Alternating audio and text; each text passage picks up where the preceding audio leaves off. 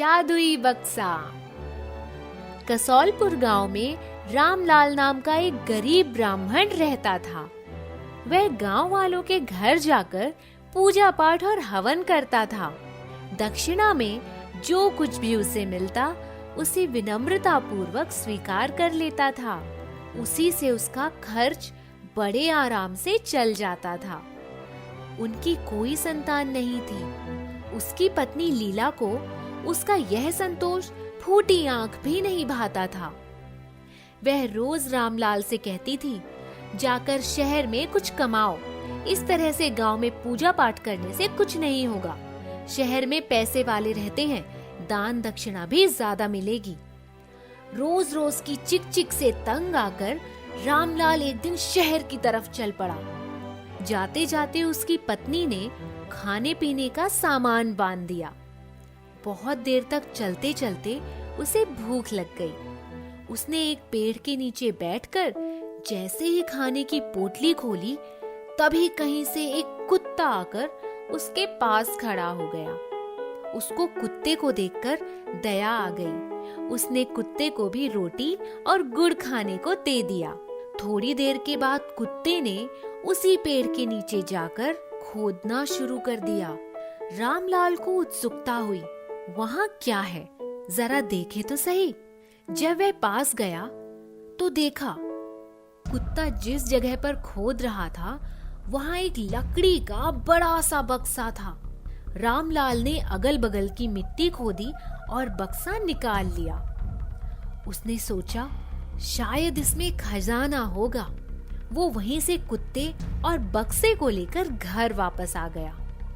उसकी पत्नी ने दूर से ही उसे बक्सा लेकर आते हुए देखा तो भागी भागी चली आई और उसके हाथ से बक्सा ले लिया। रामलाल ने कहा, अरे मुझे और मेरे कुत्ते को कुछ खाने को तो दे दो, फिर आराम से बक्सा खोलकर देखोगे। उसने दोनों को कुछ खाने को दिया, फिर बक्से को खोलकर देखने लगी। बक्से में कुछ भी नहीं था। उसको बहुत गुस्सा आया। उसने भुनभुनाते हुए बक्से को रसोई के एक कोने में ले जाकर पटक दिया और उस पर एक पतीला रख दिया। दूसरे दिन उसने बक्सा खोलकर देखा तो उसमें एक वैसा ही पतीला रखा था। लीला को बड़ी हैरानी हुई, पर उसने सोचा मैंने ही गलती से दूसरा पतीला रख दिया होगा। दूसरे दिन उसने चुपके से बक्से के ऊपर एक चांदी का सिक्का रख दिया। रात भर करवट बदलती रही। सुबह उठकर बक्सा खोलकर देखा, उसमें चांदी का एक सिक्का पड़ा था।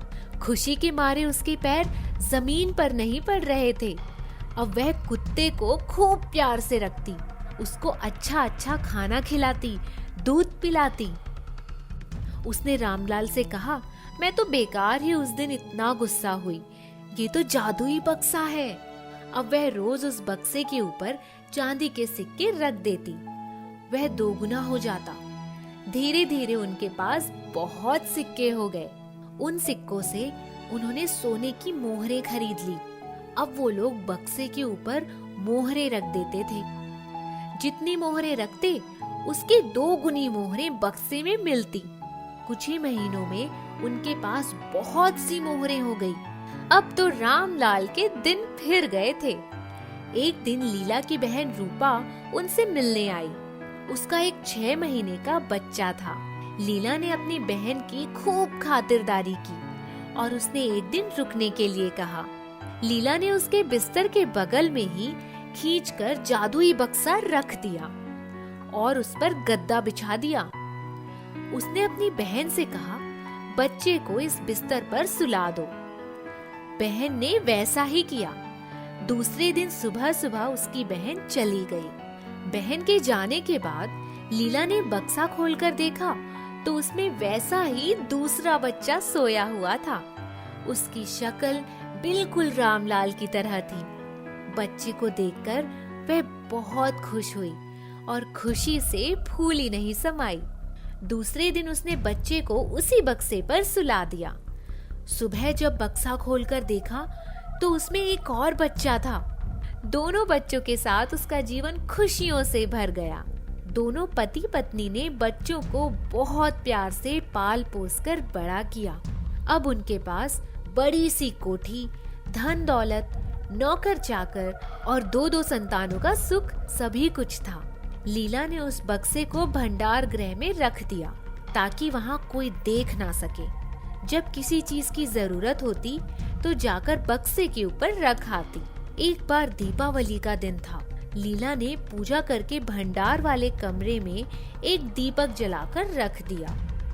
कुछ देर बाद बच्चे खेलते खेलते उस कमरे में चले गए। उन्होंने दीपक बक्से के ऊपर रख दिया। सुबह जब लीला को कुछ जलने की महक आई और उसने जाकर देखा कि भंडार गृह से धुआं निकल रहा था।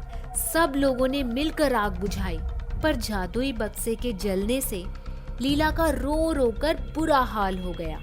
रामलाल ने लीला को किसी तरह से समझा बुझाकर चुप कराया। उसने कहा, हमें जो कुछ चाहिए था वो सब मिल गया। जो है उसी में खुश रहने में ही भलाई है। माया तो आती जाती है। जो चीज जैसे आई थी वैसे ही चली गई। हमें जादुई बक्से ने कितना कुछ दे दिया। लीला ने अपने पति की बात मान ली और वो खुशी खुशी जीवन बिताने लगे।